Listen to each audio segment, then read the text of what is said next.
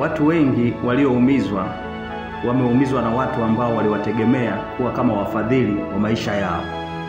Ni mbaya sana kumtegemea mwanadamu kuwa mfadhili wa maisha yako. Ndio maana Daudi anasema katika kile kitabu cha Zaburi ya 107 mstari wa 1 kwamba mshukuruni Bwana kwa kuwa ni mwema, kwa maana fadhili zake ni za milele.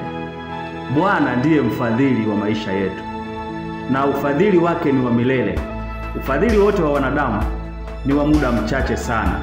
Baadaye huwa anajivuna kwamba bila yeye usingefadhiliwa, usingefanikiwa. Wale ambao Bwana ni mfadhili wa maisha yao, nahitaji kuona comment hapo. Nitakaa na wewe, nitakaa na wewe, nitakaa